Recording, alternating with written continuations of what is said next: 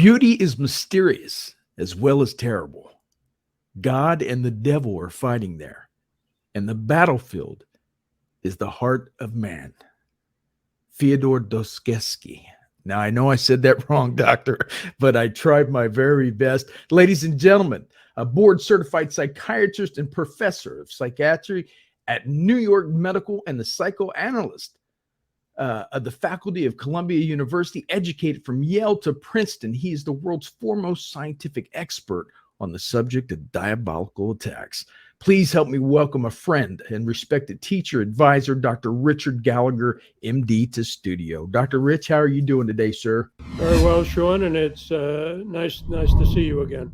It is always a pleasure to have you. I got to say, I've been doing this from my studio for over 14 years now, and started with a partner. Now I'm on my own solo for the last 5 years, and you are one of my very favorite guests. I would say top 3 that I've ever had on, and you're a very passionate man like I am about this topic, and I would say you're number 1 out of the people that I've respected the advice from and trust the knowledge. So well, that's high praise. I appreciate your generosity. Absolutely. Now, I wanted to go in, like I said tonight, guys, and I opened a little bit different because the Dr.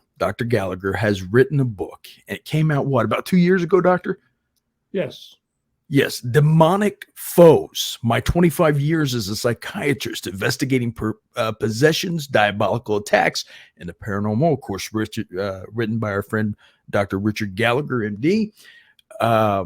Amazing book, groundbreaking book. There's been nothing for a long time written about diabolical attacks, and certainly nothing written like this. It's like a manual to work on your car.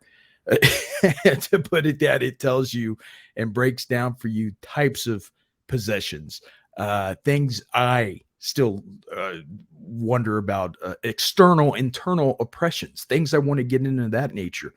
I got to do it, doctor. I got to ask how you started. Now, I know you were sitting in your office one day.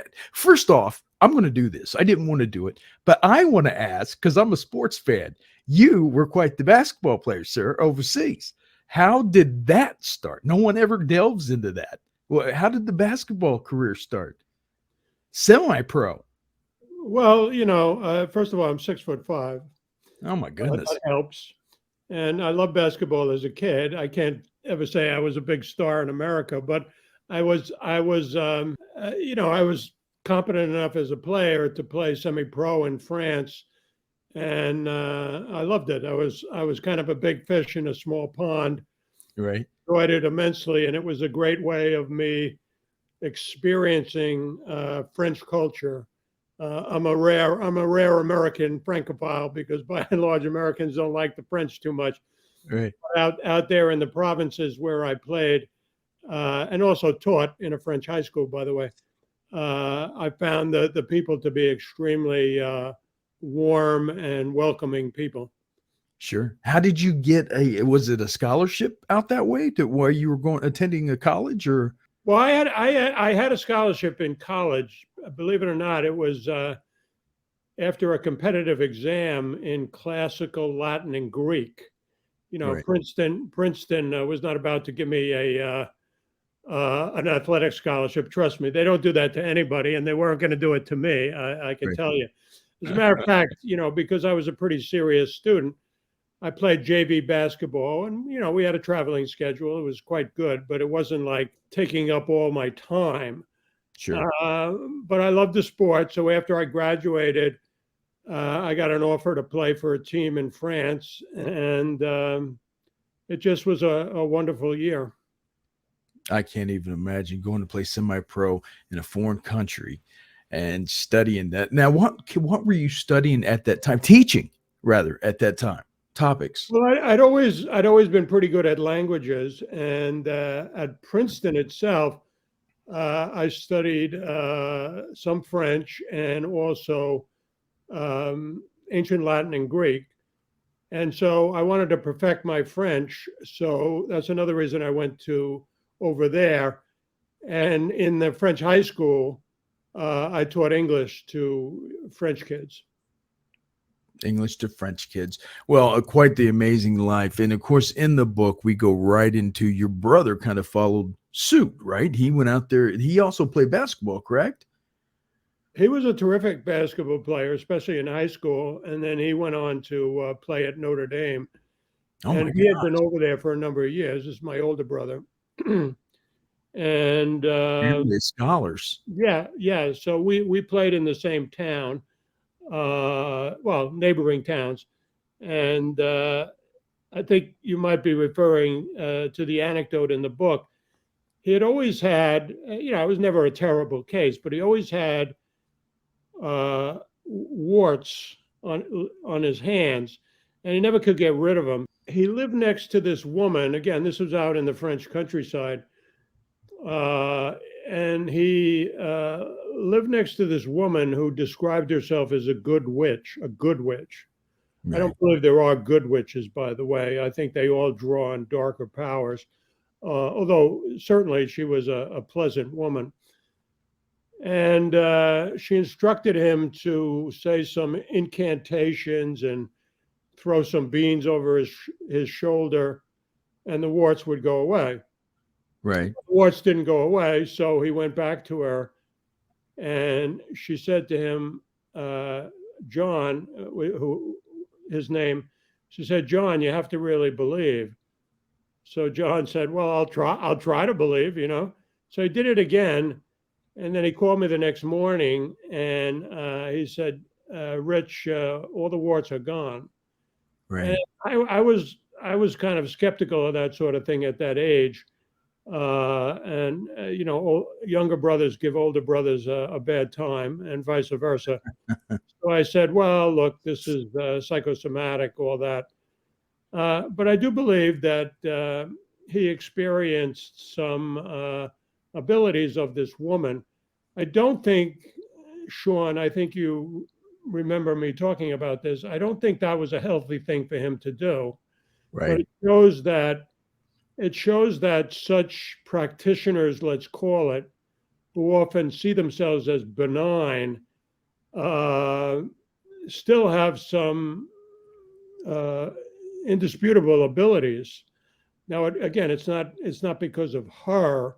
It's because of whatever forces she was drawing on. Right. And they don't know where these forces come from. Some of them believe it's from nature. Yeah, and I don't believe they come from nature. I believe they're dark forces, even though the motive there is to trick people. I mean, kind of a Faustian bargain. I mean, you're not going to turn to any of these people unless they have something to offer. Sure. But even in the ancient world, people would turn to the pagan gods, who the Jewish and Christian thinkers eventually realized were often evil spirits. And they turned to that because they got something out of it, Right. But talk about a Faustian bargain, right? Exactly. I often tell the story, jumping ahead a little bit, Sean, about a satanic woman that I dealt with who was unequivocally possessed. I call her in the book Julia. Sure. She's now all over the internet, people repeating stories. And did you ever find out, doctor, if she truly passed from cancer or if that was just another one of her? Well, she told me at the end, you're again, jumping ahead, she was never delivered from her possession precisely because she never really cooperated. We can talk about that if you want. But she had all kinds of psychic abilities, like clairvoyance. She could reveal secrets of the past. She could even see people at a distance. Again, we can go into detail on that if you want. Oh, sure. She once said to me, she said, and she seemed to respect me and treated me nicely, said she would never lie to me, and which I did believe her. And she said to me, Dr. Gallagher, nobody is naturally gifted. And I said, what do you mean? And she was talking about her own psychic abilities. She said, you either get this stuff from above or below. There are spiritually gifted people, but they are only so gifted because of the power of God and our Lord. Sure. Um, I don't get my powers from God, whom I don't understand. I get my powers from below. And Satan has given me a lot of favors, including these powers. And she said, there really are no other powers. You either get it from below or above. So that these people who think they cultivate these powers or are naturally gifted or something, she claimed that all these people were mistaken. And of course, we were talking about, and you had seen 8 or 9. You mentioned in the book full possession cases before you stumbled upon Father Jacques and Father A, who approached you about the case of Julia, which is one of the more famous cases that you mentioned in your book. And she was considered like a queen of Satanism, right? In her sect or cult. As a psychiatrist, I went through a period as a resident at Yale where there was what we call satanic panic, where people were seeing Satanists everywhere. Sure. And so I was a little skeptical of that. And I mentioned that to this priest who I call Father Jacques, who came to my office and wanted me to evaluate somebody one day. I had finished my residency and was working at Cornell Medical College. And I said, with all due respect, Father, he was one of the rare Catholic exorcists at that time. And there are many, many more now. And I said, with all due respect, Father, I'm a little skeptical of some of this stuff. And he said to me with a smirk, well, then you're the perfect man for the job. Right. So he and his colleague, who called himself Father A because he wanted to remain anonymous, in the subsequent years, they showed me a lot of these cases all over the country. And that was my learning period.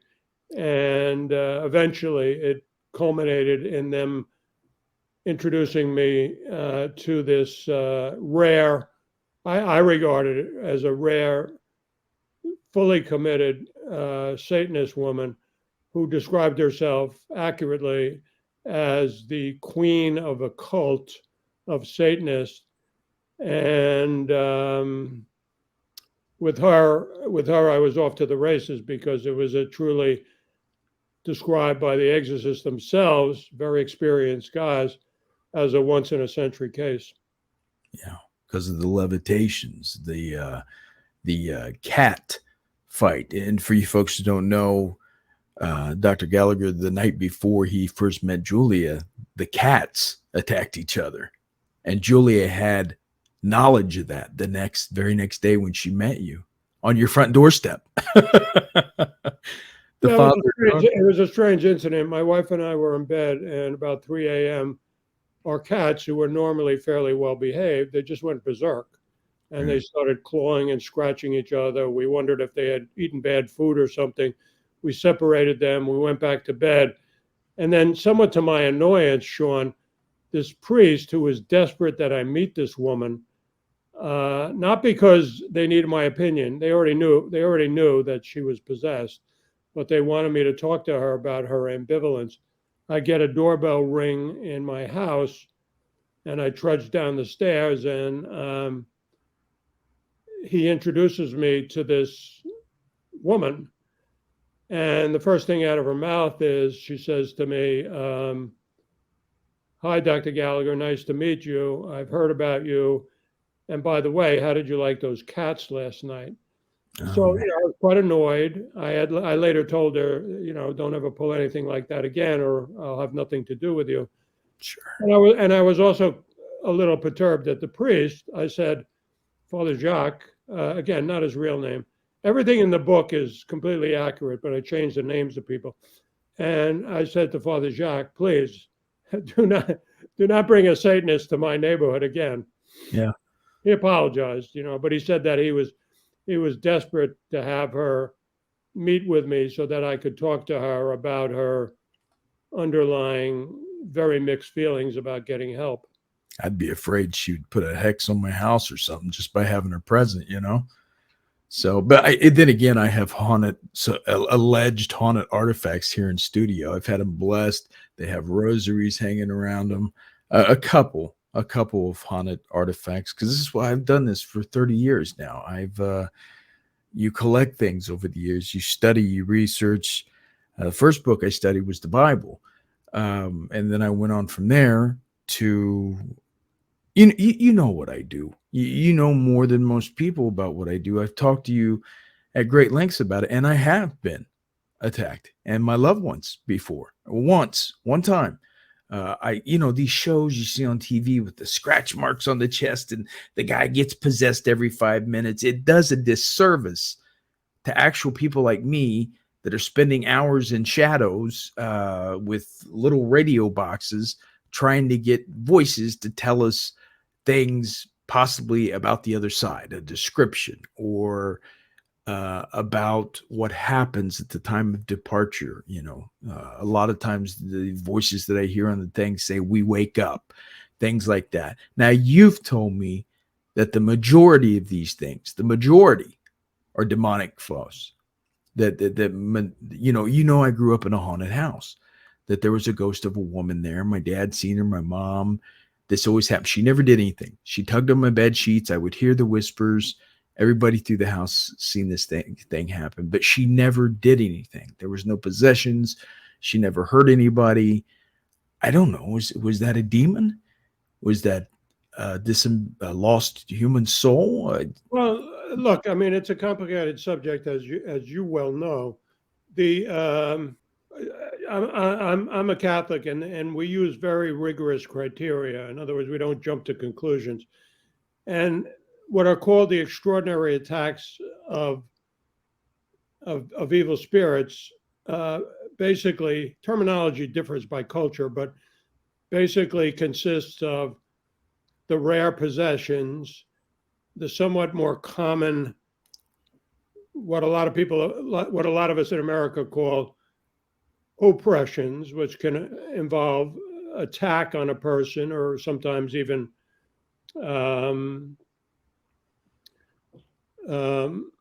sort of fooling people mentally in some way. Part of the reason, of course, that I also have to rule out mental illness. Sure. And then what you're referring to now, we call infestations. And oppressions and infestations are, again, not common, but they're a little more frequent than possessions, which are extremely rare. So what you're describing is infestations, and do demons have something to do with it? I believe so, because I believe that these experiences are attempts to confuse people and to intimidate people.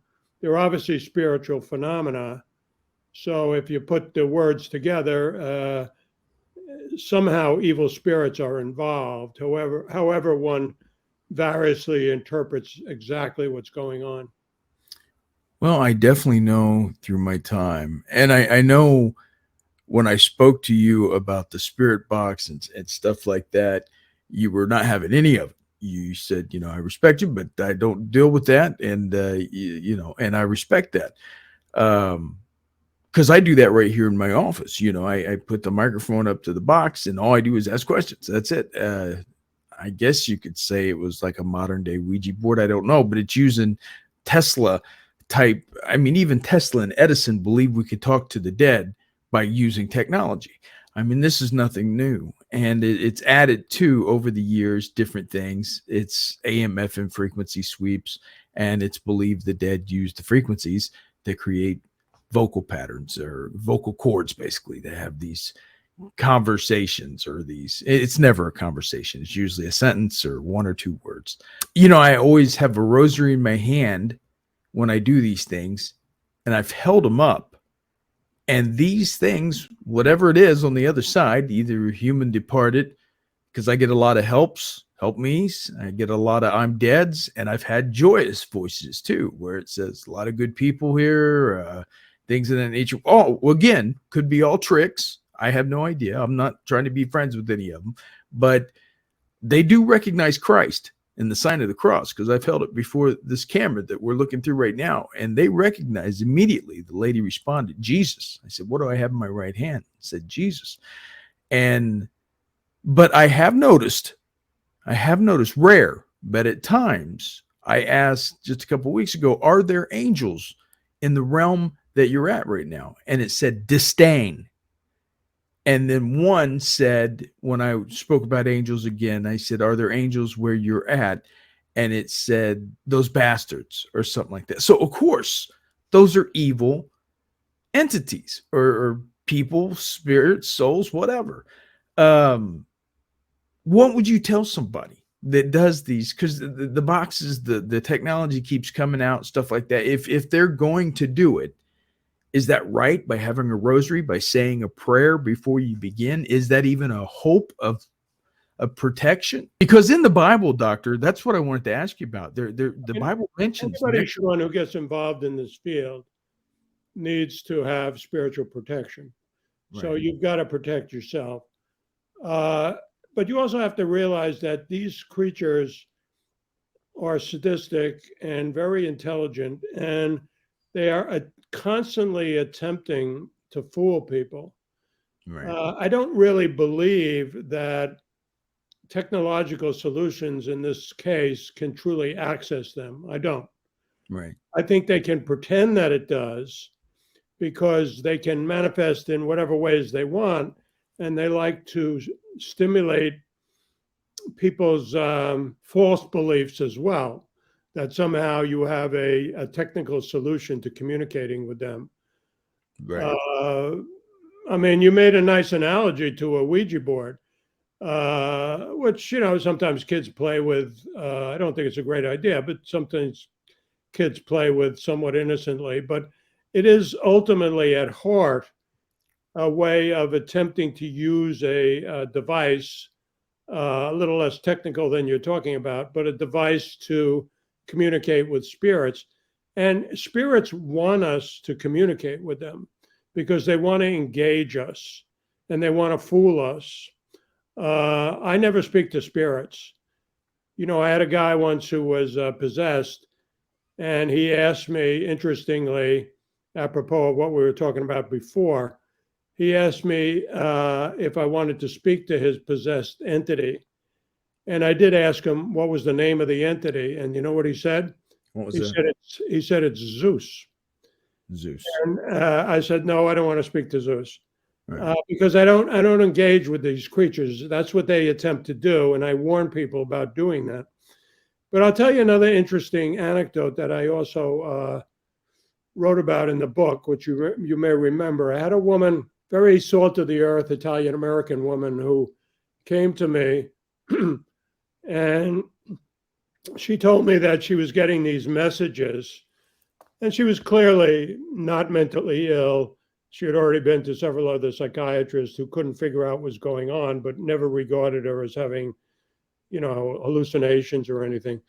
And she said to me that she was getting these messages from spirits. And I said, how did the spirits identify themselves? She said, well, they're angels, and they're telling me I have a great mission. So I said to her, well, what do you think of that? She says, look, I'm just an ordinary person. I don't think God has any great mission for me. So I sent her to a priest to work on this, and I said, look, you'll find out eventually what this is. And she came back a month later and she said, Dr. Gallagher, I think you were predicting something like this. They said to me that they're dead souls. And I said, what do you think about that? She goes, well, I know there's warnings in the Bible. She knew her Bible, and she knew that in Deuteronomy and Leviticus, that the Jewish people were warned in the strongest terms about summoning spirits. Mm-hmm.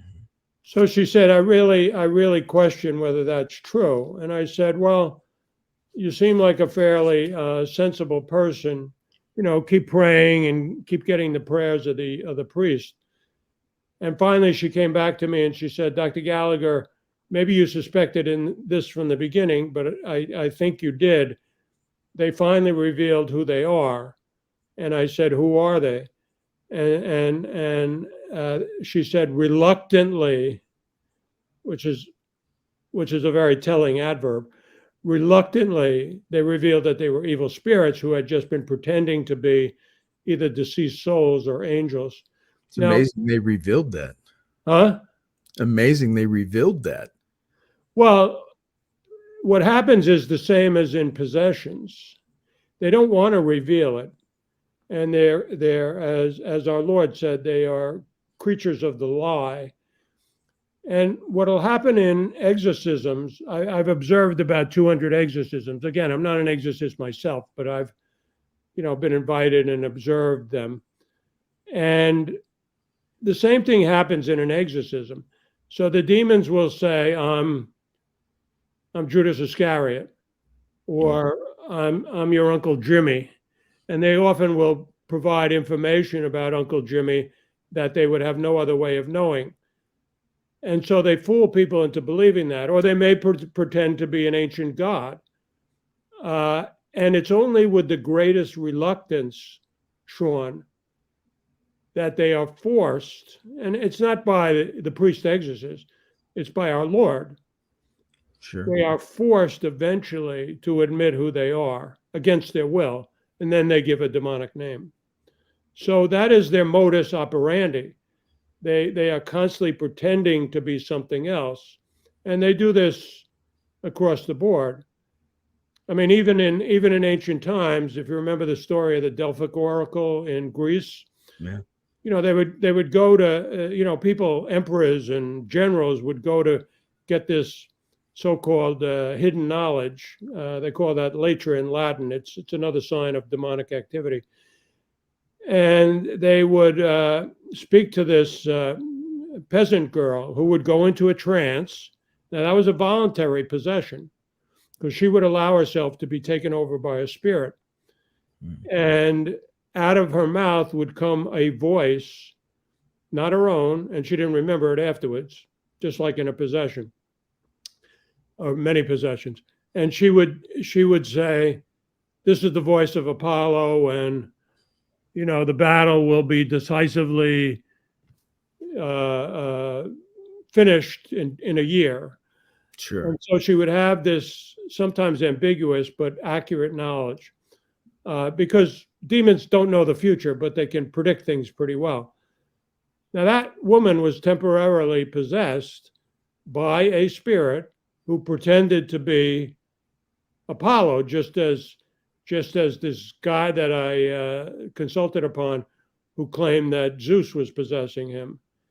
Again, the early Christians and the later, especially during the intertestamentary period, between the ending of the Hebrew Bible and the Christian era, they had become much more aware that these angels, these evil spirits, would pretend they were gods. They were really fallen angels who were prowling about the world, seeking the ruin of souls.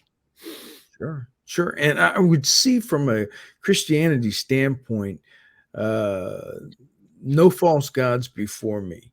Of course, the Bible, and I've read into it, talks about necromancers. Do not seek out necromancers, psychics, and I forget the exact wording, but those, which would be me, I guess, those that call upon the dead, that it is an abomination before the Lord our God. I don't want to be abomination before God. I pray about it all the time. I talk to him. I do this spirit box thing, and it's something that weighs heavy on my heart. I've asked God about it and stuff like that. But my knowledge, my just like you, my passion when you first started out with these things, like when you seen the real case of William Peter Blatty's The Exorcist, you got more into it. You started studying the background of the real case. You got more and more interested, and you started reading everything you could get your hands on. And then it kept going on from there and there and there. And you know how the, I guess, obsession with this thing happen. And it's one of life's greatest mysteries. What happens after death. But hell, if everything's demonic, everything they tell you is a lie anyway, which, by the way, in all the years I've done this, none of them have told me what happens rather than we wake up. I've had that response probably 6 or 7 times. Well, look, Sean, I've warned you about this stuff. There's nothing wrong with having some intellectual curiosity about this stuff and trying to learn about it. But what I'm warning you against is attempting to contact spirits in any way, because then they will try to manipulate you and affect you. And it can be, it's not always, but it can be a dangerous environment. Since you openly profess to be Christian, in some ways, demons especially dislike all Christians. So it's not just people who talk about this stuff or are immersed in this stuff. I mean, basically what I do is I just consult on people.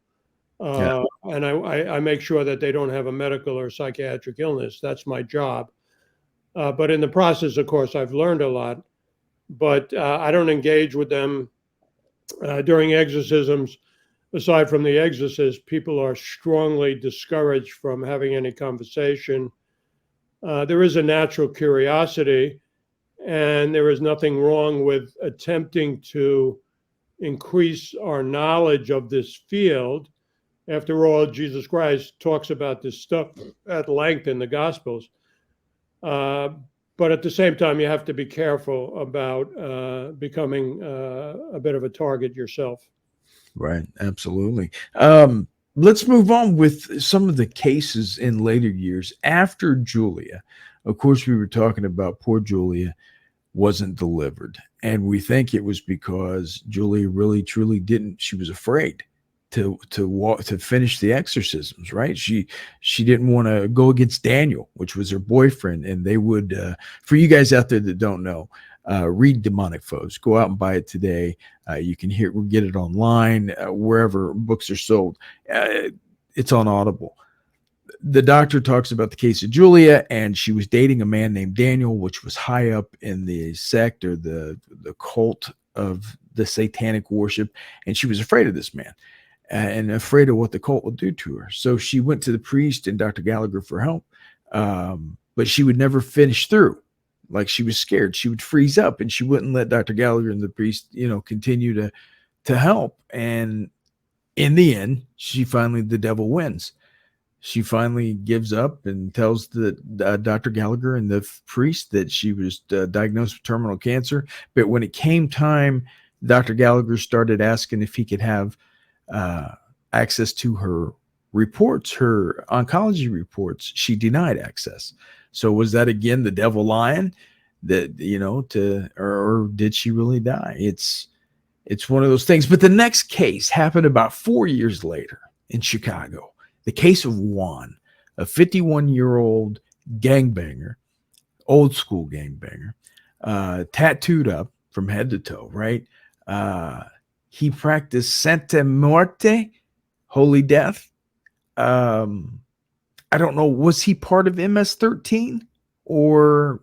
No, he was not technically MS-13. He was a gangster, a very successful gangster for a while after he had turned to Satanism, sort of a Mexican folk Satanism. And like a lot of people who do so for a while, he seems to get favors. And he absolutely ascribed it to his satanic worship. And he became very successful. He told me he had all the women he wanted, all the cars he wanted, until it didn't work and he got arrested and put in prison, at which point the prison chaplain accurately diagnosed that he was possessed. But it illustrates precisely the difference between the two cases. Now, Julia was always ambivalent about the exorcism. She didn't work at it. She was a classic example of wanting to have your cake and eat it too. In other words, she was deathly afraid of the cult, that they would harm her for turning to the church, but she also didn't want to give up her, for want of a better word, paranormal or psychic powers. So she did drop out. I believed her when she said that she was dying. Now, again, we never judge people, so you never know what happened at the end. Just even if you're possessed, it doesn't mean you automatically go to hell, although I do believe in hell. But Juan was the opposite case. He's someone who recognized what was literally a type of Faustian bargain, where he had sort of given his life over to Satan, got success for a while, but then it backfired. And he had also been baptized Catholic, as had Julia, by the way.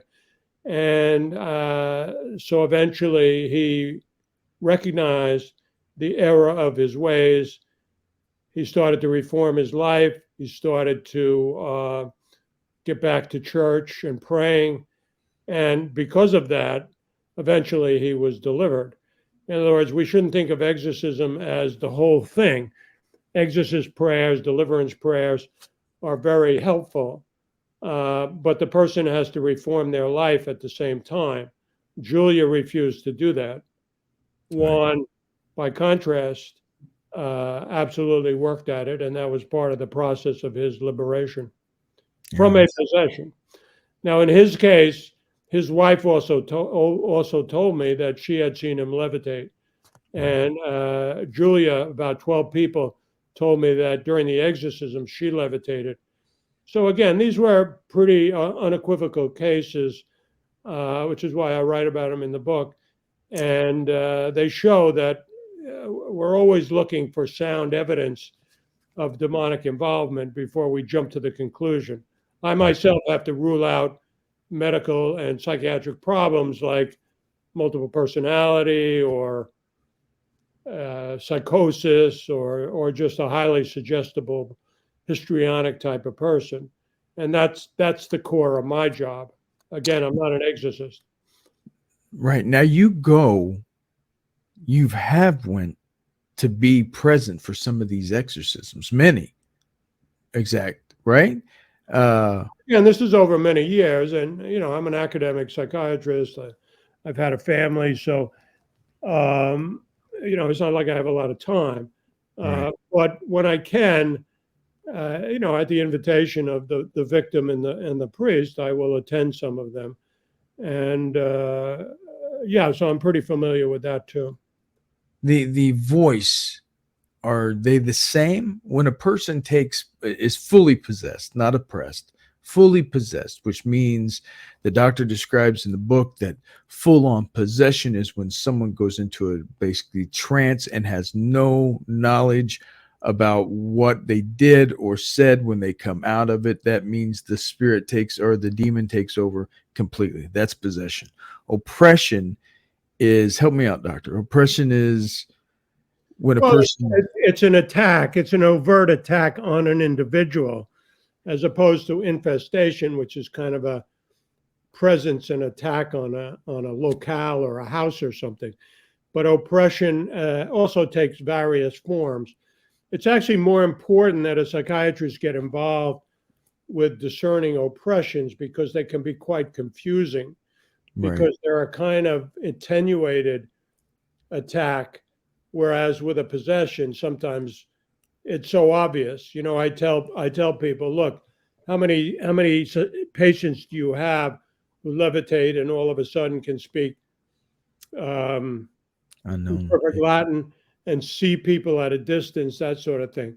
When you get signs like that, you're dealing with something that goes far beyond a natural condition. Yeah, what is that? Astral projection with the oppressed? It seems like not astral projection, but remote viewing. What is that connection with?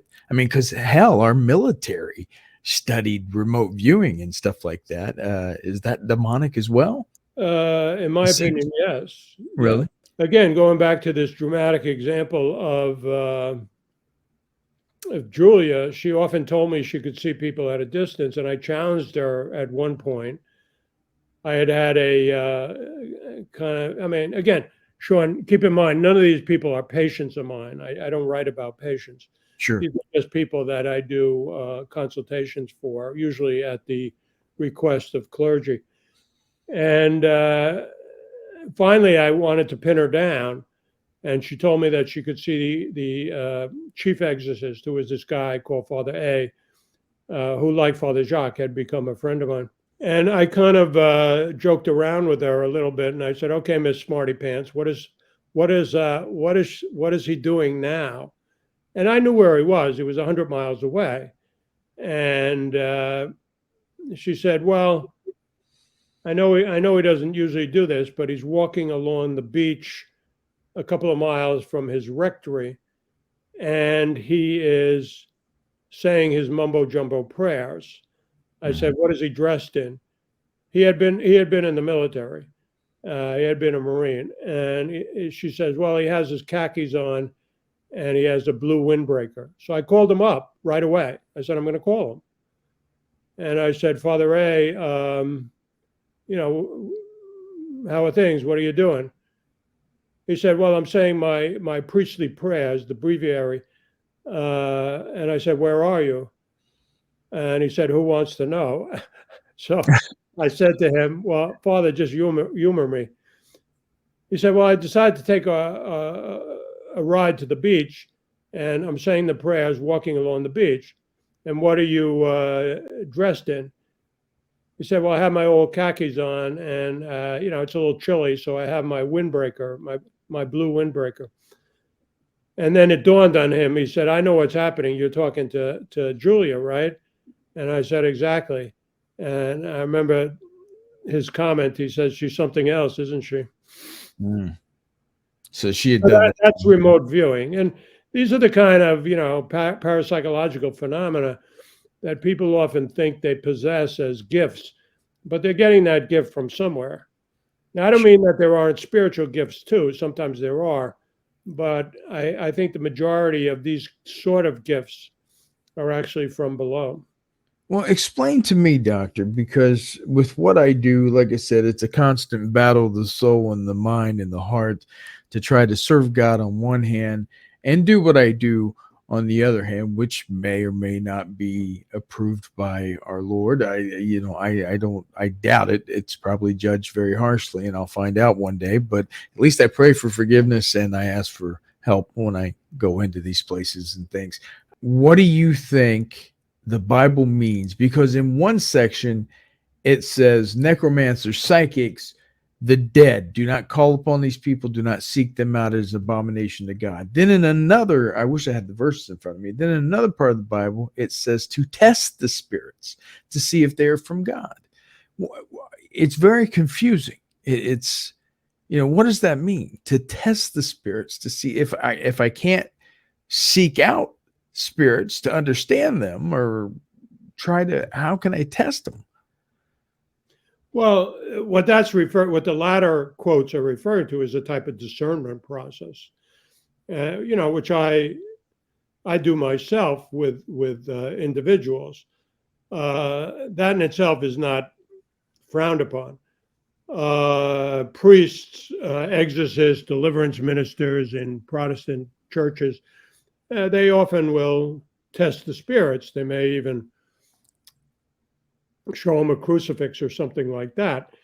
But that's within certain appropriate boundaries. What I'm warning people against is attempting to do too much of that on your own and attempting to either rely on technological devices, which demons can easily fool, and or sort of do it out of curiosity. Curiosity kills the cat. I mean, I, as a doctor, I'm asked to evaluate these people. People in deliverance ministries and exorcists are obviously being asked to help discern a case based on their vocation or their ministry. Right. And that of course is appropriate testing the spirits. It's funny. Because I got booked next month for PopCon. It's a big thing here in Indianapolis, and I'm doing 2 days of presentations on speaking with the dead and behind the scenes of an American ghost show. So, and I'm going to talk about God and you and what I've been told over the years by great men like yourself that I respect, and the things that I've heard and the advice I've taken, and let people decide for themselves. But I am going to play these recordings I have, and it's not people screaming and wailing and all that stuff. It's just people. A lot of them I ask, what is my name? What is my name? I'll go for hours and get nothing. And then sometimes you'll get a hello, and sometimes they're talking more. So I sent a preacher. I reached out to a preacher and asked him if he would listen to 5 to 10 seconds of a recording to give me his professional opinion so I could put it in my presentation to give both sides, both the side from religious aspect, and then I of course have the side from the ghost hunter and the researcher aspect. He refused to talk to me. He would not have anything to do with it. He said, please send him to me, and I sent him to him. He never called me back. I reached out to him a couple of times, said, doctor, can I have, or not, our preacher, could I have your opinion or what? Why is it that nobody wants to even hear? Which to me, it kind of leads me closer to God, because if you can hear these things, people hear these. Listen, this thing is here. If the devil exists or if spirits exist, then there has to be a God, right? Another side, an etheric realm or a spirit realm or heaven or hell or whatever. It kind of leads people, I think, closer to at least an open mind. What do you think it was the preacher wouldn't listen? For attachment purposes, you think is afraid? Well, I mean, there are people who are intimidated by this stuff, but I think it probably goes back to what I was saying, that they don't really want to engage in this world sort of just out of curiosity. Yeah. Look, I'm not a judgmental person, Sean, and there may be a way in which you're publicizing some of this stuff has some value, but I do think if you do something like that, number one, you should ask for protection from God, and number two, you should always put it in the context of, look, these are recordings. There's no, I'm a man of science, and I believe in science. I couldn't be a physician unless I was a believer in science. So science is only a certain type of knowledge, experiments, repeatable findings, et cetera, et cetera. It's based on technically what we call methodological naturalism. It has its place, and it's been able to advance the progress of, certainly the material progress of human beings. But it's not the only type of knowledge. Certainly Judaism and Christianity are based on other types of knowledge, like historical knowledge. But that historical knowledge is very little different from knowledge of our friends. We know our friends because we've observed them. We know certain facts of history, that George Washington was the first president. You can't prove it, quote, scientifically. But what I think you have to do is you have to alert people that this is one piece of data that has some historical truth to it, but then everything depends on the interpretation. Right. And that there are different people who interpret this in less benign ways than, say, your average medium who thinks unequivocally they're dealing with the spirit of deceased souls, and often are fed, wacky information. Right. Probably the most famous medium in American history was this guy who I'm sure you've heard of, Edgar Cayce. Yeah. He started out as a kind of fundamentalist Christian, but he wound up with all sorts of, very weird occult beliefs, like about Atlantis and stuff. He eventually, based on his supposed talks with deceased souls, came to believe in reincarnation and stuff like that. So even though these communications may seem like they're valid, their aim is much less benign than we think. Right. Now, how did Edward Casey communicate with spirits? He wasn't using technology, right? He went into a trance, and he would have communication with the dead. Yeah. And he made a fortune off of it. He made himself famous. He actually was a pretty nice guy. I mean, I don't think he was overly materialistic. In some ways, he had a tough life. Yeah. But he never really, including his followers, they never really discerned properly that he was not talking to benign spirits.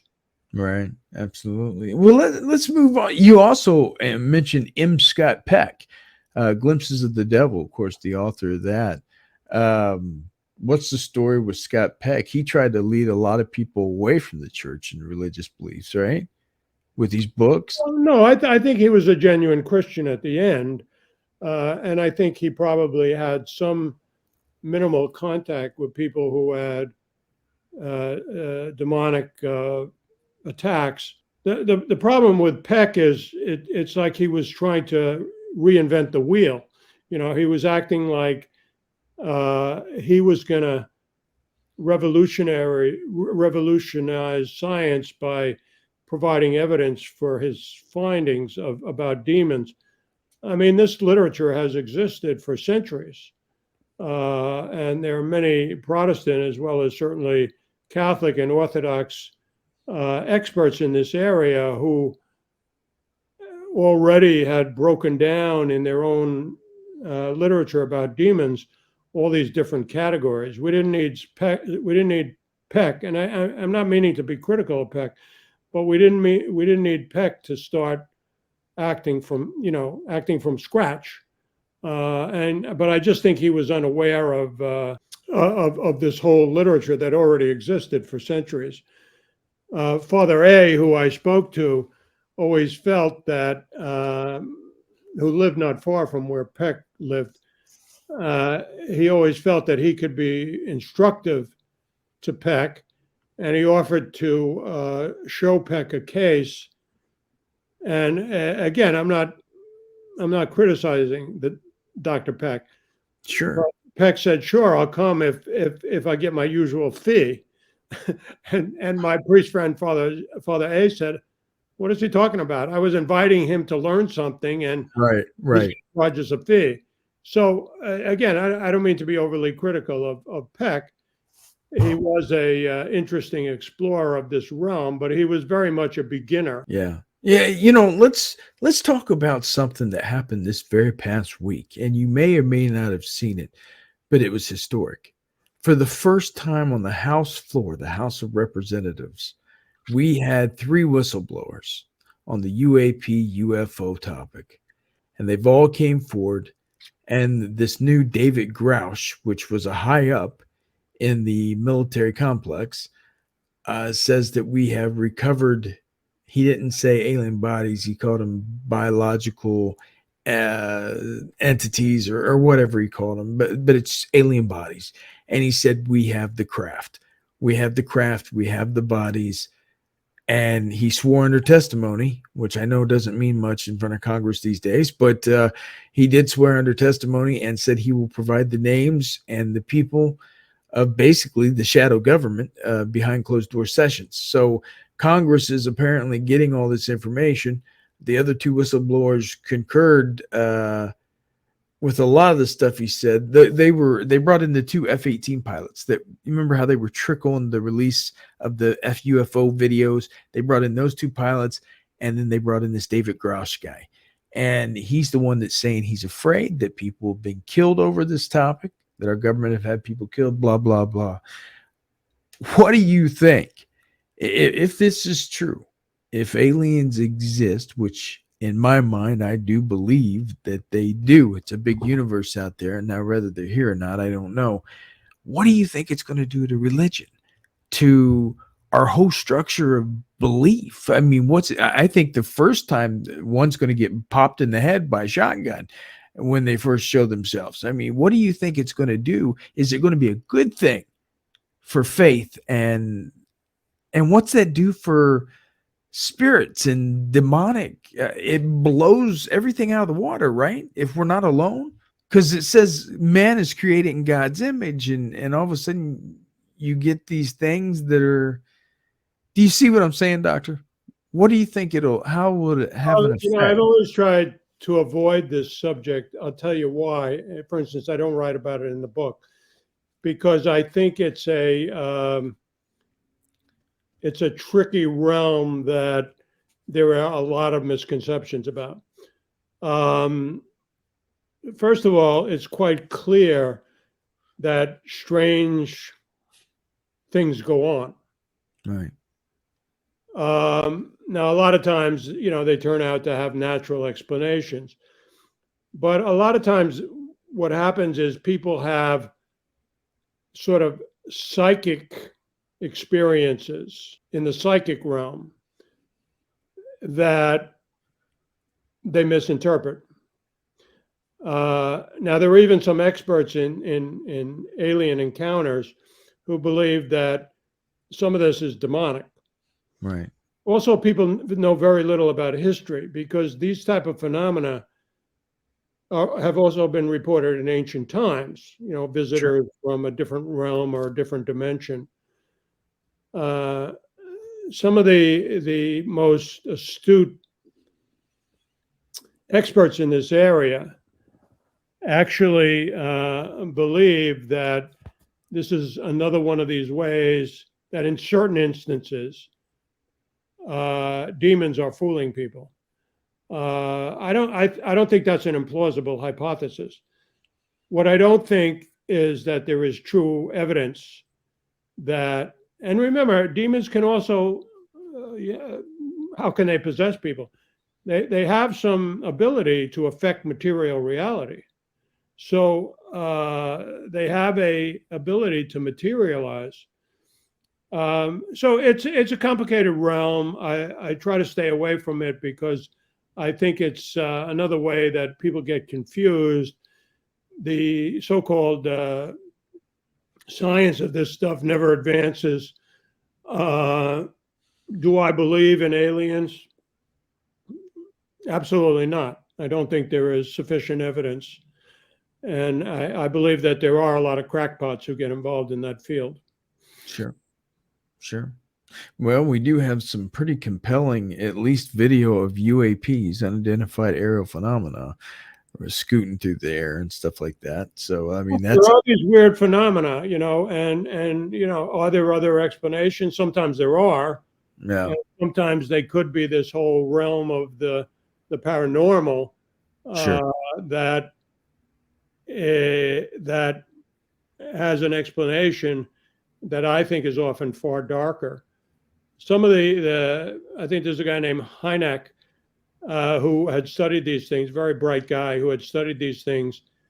And I won't exactly say, Sean, that he came to believe in demons, but he said this seems to be a quasi-spiritual realm that is out to confuse people. And, that's a pretty good definition of what evil spirits do. Right. Exactly. Well, let's jump real quick. I wanted to ask you, and I know we're running short on time, but I wanted to ask you, Doctor. Now, you've been present for several exorcisms. I'm sorry. When was the one time, or can you name one time, where you stood there and in disbelief that shocked you to the bone, that convinced you 100%, my God, this is real, this is powerful, this is what did you witness? I've been to a couple of hundred exorcisms just as an observer.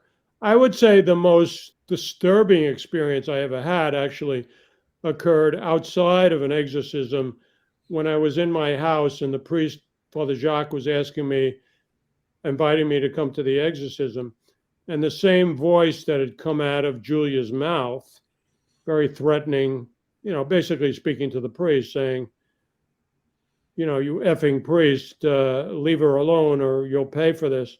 That came in over my phone line. Yeah. And I said to the priest, I said, Father, did you hear that? And he says, yes, this is such a severe case that the demons even are trying to interfere with our communication. During exorcisms, I've seen a number of things, mostly things like people speaking foreign languages. There was a case I attended where the woman was speaking a vaguely Slavic language. None of us observers and lay people could figure out what was going on. After the exorcism was over, the priest said, well, I'll tell you guys, the demon, and this woman knew nothing of the sort, but this demon who was possessed was speaking Bulgarian because I was brought up in Bulgaria. Yeah. And, these kind of things are striking. At that point, during exorcisms, often the demon is much more under control. And again, they're not so much under the control of the exorcist, they're under the control of our Lord, because the exorcist is calling on the power of our Lord to control these entities. So I haven't tended to be all that spooked out during exorcism because I know that our Lord is in charge. Sure. The voice that comes through when a person's fully possessed, the full-on possession. I've heard from other demonologists, stuff like that the voice is similar or the same. That the voice, until you hear it, you don't understand what they're talking about. Is there some similarity with this possessed person's voice? Or, is this the same? I know there's supposed to be. No, I disagree with that. I've heard many different voices. Because you got to remember, the demon in controlling the body has taken away the will of the individual, but is still using the body. Right. So, for instance, they can move people's arms. They're moving the arm of the person. Like a puppet. There's no invisible arm appearing. And what they're doing is they're using the vocal cords of the individual.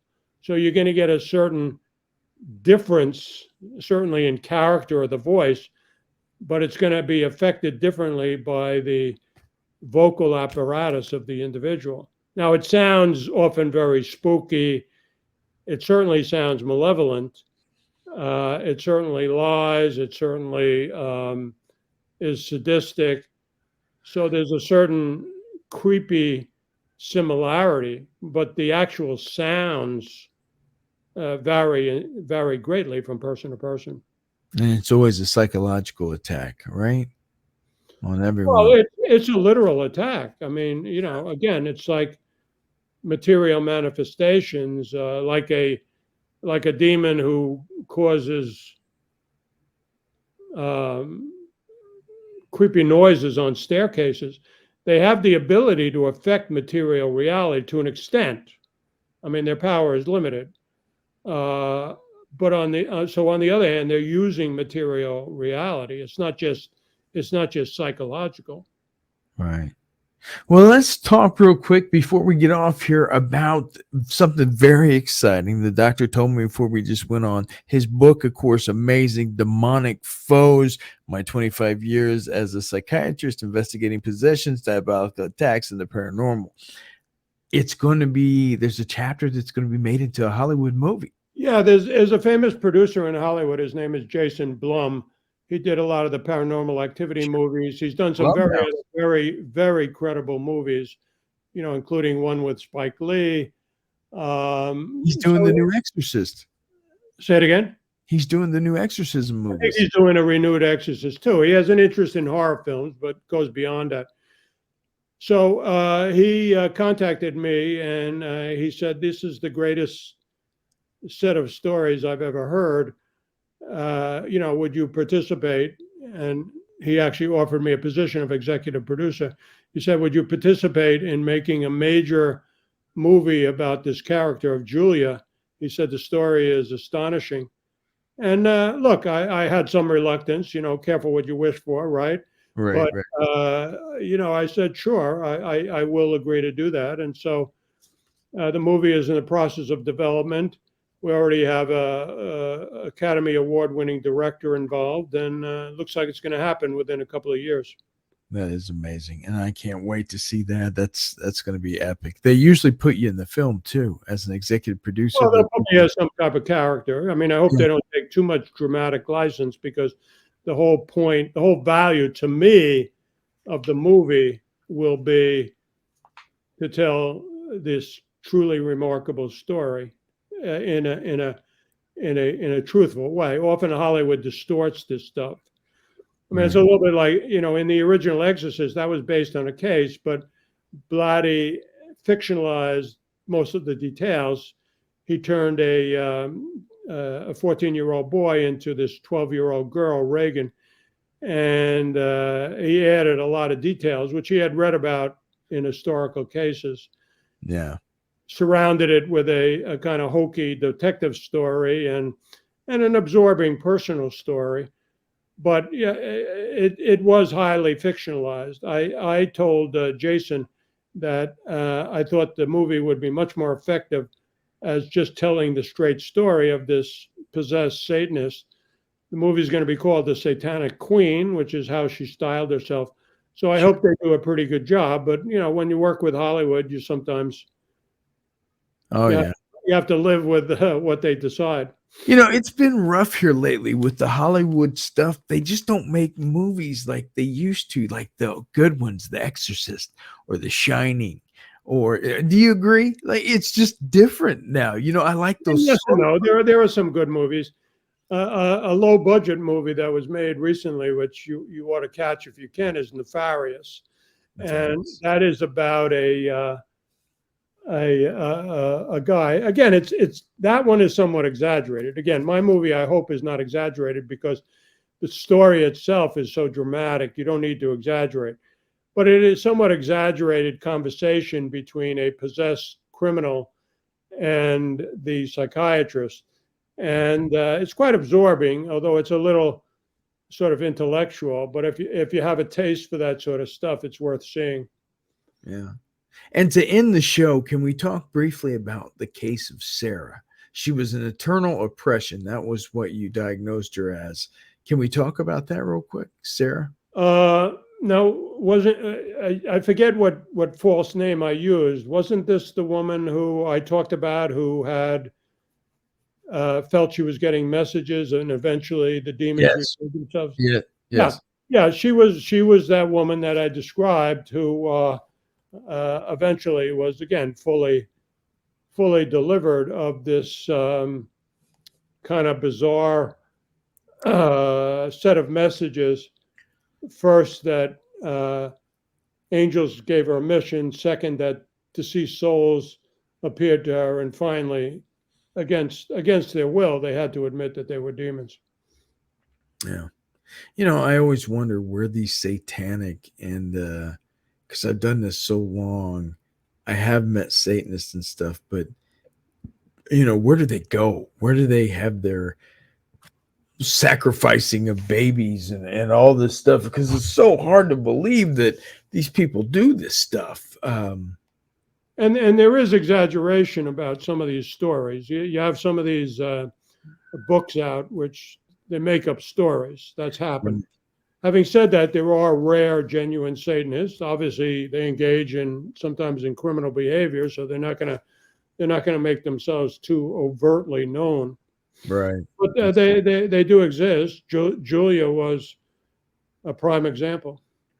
And one last time, doctor, any advice for me? And I don't know how many more years I got left in me researching this. I don't even know what the end goal was anymore, to tell you the truth. It's maybe I'll do it until I die. I guess I don't know. The goal was to do something with my life and make a living at it, so I could do something that I loved, that I was passionate about it. And I turned this show into 2 television shows that failed. They ran for a while, and then they got canceled. And I've done many, big radio shows and newspapers that all counted for nothing. I mean, it was a great experience. I don't know where God's taking me with this. I'm kind of lost on it. I don't know where. We all have a journey. We all have, if we discern properly, we all have some place in God's great designs for creation. Apropos, I digress for a second, but apropos of that whole idea of creation, I spoke to a creationist a little while ago, and he said to me, well, Dr. Gallagher, I know you're a man of science. And I said, I am. He said, you can't possibly believe in Genesis and in the Big Bang. And I said, absolutely, I can. Yes. And I said to him, sir, do you know who invented the theory of the Big Bang? Of course, he didn't know. It was actually a Belgian priest named Georges Lemaitre. And he came up with that theory about 100 years ago based on his astrophysicist background. Einstein himself didn't believe the theory until it was later had more evidence of infrared radiation and that sort of thing. And, at the end, Einstein says, that damn priest was right. Yeah. So I'm a believer in science. But there are these spiritual realities that we have to acknowledge. And I would say, Sean, in terms of my advice to you, is keep yourself close to our Lord, and use your good judgment about where He is leading you. Okay. All right, Doctor. As always, it's a pleasure. I know we're out of time. You are my friend, and I am honored to call you a friend. And you're a valued guest on this show. You help so many people, and thank you for the good work you do. Could you stay on the line 1 second? I'll close her out. Sure. And I thank you for the invitation, and you always conduct a very thoughtful interview. Thank you so much, Dr. Gallagher. Dr. Gallagher, I got one more question for you. What do you think about the work that Ed and Lorraine Warren did? Do you find them to be credible? I guess Ed Warren was the first. You know who I'm talking about, right? The movies, The Conjuring. I can't say I know her well. I think she's still alive, but no, she's passed. They passed. She passed. Yeah, I met her. She came to Father Jacques' funeral. He also died about 20 years ago, and about 12 years ago. And I met her. She was very gracious. I felt that she and her husband had, credible stories that were somewhat sensationalized in the Conjuring movies. I heard some mixed feelings about him. I don't want to be judgmental, but I found her to be a very gracious, credible person. Yeah. It just seems like, of course, they made everything they touched, and I'm not bad mouthing, but everything they touched became famous. The Amityville Horror. The Conjuring House, and that was the Harrisville Haunt, and many more. Now they're talking about doing a TV show about to this day, Sean, some people still have questions about Amityville, but I've heard mixed stories about that. So you have to sometimes be careful in what you believe and what you don't believe. I mean, I'm proud of my book in the sense that every fact in the book is 100% accurate, without sensationalizing anything. It remains, pretty down to earth and exactly precise about my experience over the years. Yeah, I love the artwork on the front page. You standing there, it's amazing artwork. So I'm putting up a picture right now of it. But anyway, ladies and gentlemen, this has been my friend. I'm proud to call him my friend, Dr. Richard Gallagher, MD. Of course, he's from the International Association of Exorcists. He teaches at the New York Medical and psychoanalyst at the faculty of Columbia University, educated from Princeton. And I don't know what else to say. I ran out of paperwork. He's been everywhere. And of course, he's the author of the fairly new book, Demonic Foes, My 25 Years as a Psychiatrist Investigating Possessions, Diabolical Attacks, and the Paranormal. And Doctor, I want to thank you so much for coming on today. I want you to stay in touch with me, please. And I want you to take care of yourself. You do the same, Sean. Always a pleasure talking to you.